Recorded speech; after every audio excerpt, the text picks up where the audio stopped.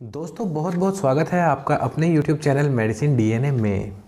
आज की वीडियो में हम लोग रिव्यू करने वाले हैं सिपकैल टैबलेट का। क्या ये टैबलेट है, कैसे काम करती है, क्या फ़ायदे और नुकसान हो सकते हैं और किस तरीके से इसको इस्तेमाल किया जाना चाहिए, वो सारी बातें आज की इस वीडियो में हम लोग चर्चा करने वाले हैं। तो इसलिए वीडियो को एंड तक ज़रूर देखिएगा।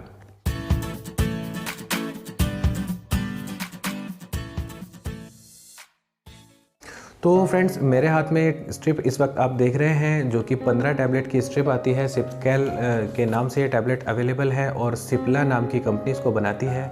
और यहाँ अगर मैं एमआरपी की बात करूँ तो 15 टैबलेट की स्ट्रिप के ऊपर इन लोगों ने यहाँ पर 79 रुपीज़ एमआरपी लिखा हुआ है। और अगर आप थोड़ी सी बार्गेनिंग करते हैं या फिर किसी होलसेल केमिस्ट के पास से इसको परचेज़ करते हैं तो यहाँ पर आपको अच्छा खासा डिस्काउंट मिल जाता है। 79 की बजाय आपको लगभग 40 रुपीज़ पे करके काम चल जाता है। अगर मैं यहाँ पर इस टैबलेट की कंपोजिशन के बारे में बात करूँ तो इस टैबलेट के अंदर एलिमेंटल कैल्शियम 500 mg के इक्वलेंट लिया गया है कैल्शियम कार्बोनेट, जो कि एक नेचुरल सोर्स से लिया गया है। और कैल्शियम कार्बोनेट का अमाउंट यहाँ पर 1250 mg होता है और ये इक्वलेंट होता है 500 mg एलिमेंटल कैल्शियम के। इसके साथ साथ इस टैबलेट के अंदर 250 इंटरनेशनल यूनिट विटामिन D3 की भी शामिल की गई है, जो कि इस टैबलेट के इफ़ेक्ट को और ज़्यादा बढ़ा देती है।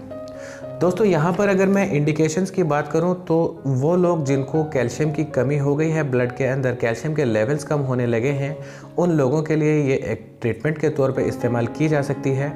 और वो लोग जो कि ऐसा माना जा रहा है कि जिनको कैल्शियम जो है वो सफिशिएंट अमाउंट्स में नहीं मिल पा रहा है, उन लोगों के लिए इसको टैबलेट को इस्तेमाल किया जा सकता है।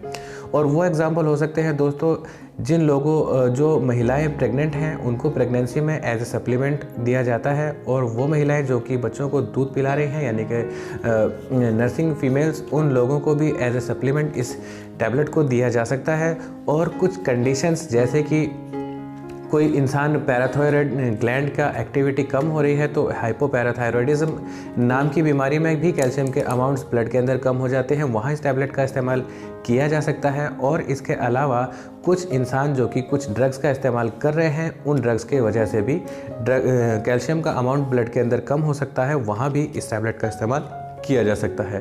ड्रग्स के एग्जाम्पल की अगर मैं बात करूं तो एंटी कन्वल्सेंट ड्रग्स, यानी वो ड्रग्स जो कि दौरे पड़ने के पेशेंट को इस्तेमाल हम कराते हैं, जैसे कि फेनोटाइन या फिनोबार्बिटोन नाम की ड्रग्स, वो भी ब्लड के अंदर कैल्शियम की कमी कर देती हैं, तो वहाँ पर भी कैल्शियम के सप्लीमेंट्स की ज़रूरत पड़ जाती है।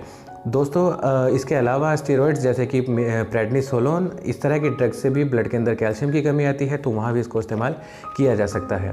तो दोस्तों, अगर मैं बात करूँ कि ब्लड के अंदर कैल्शियम के सफिशिएंट अमाउंट होने से फ़ायदा क्या है या फिर क्यों ज़रूरत होती है, तो वो मैं आपको बता देता हूँ। फ्रेंड्स, ये अभी तक माना जाता है कि बोन्स के हेल्थ के लिए कैल्शियम एक बहुत ज़रूरी सब्सटेंस है, लेकिन इसके अलावा भी हमारे प्रॉपर मसल्स के एक्शन, यानी कि मांसपेशियों की एक्टिविटी के लिए भी कैल्शियम की बहुत ज़्यादा ज़रूरत पड़ती है।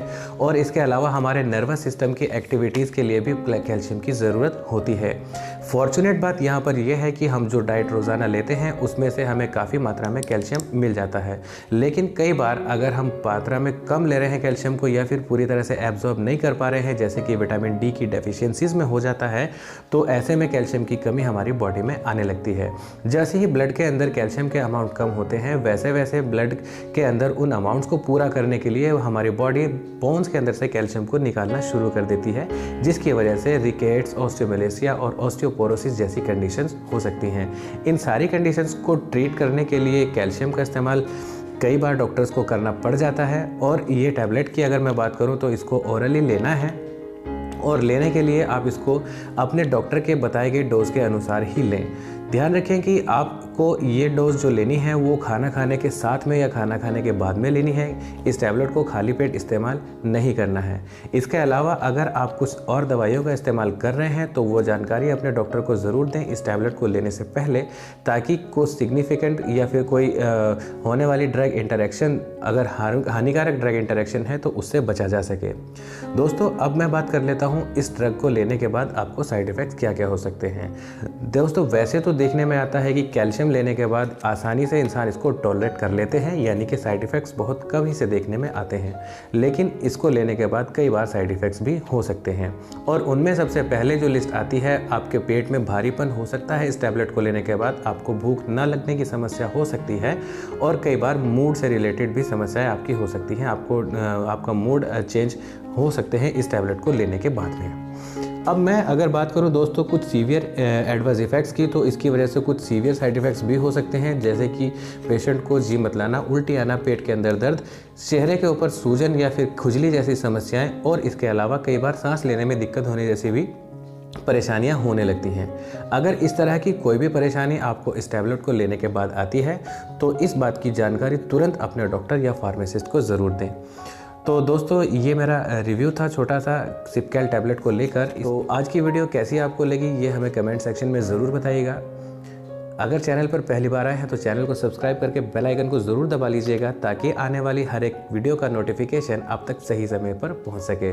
तो दोस्तों फिर से मिलते हैं किसी और टॉपिक्स के साथ, तब तक के लिए अपना ख्याल रखिए। जय हिंद, जय भारत।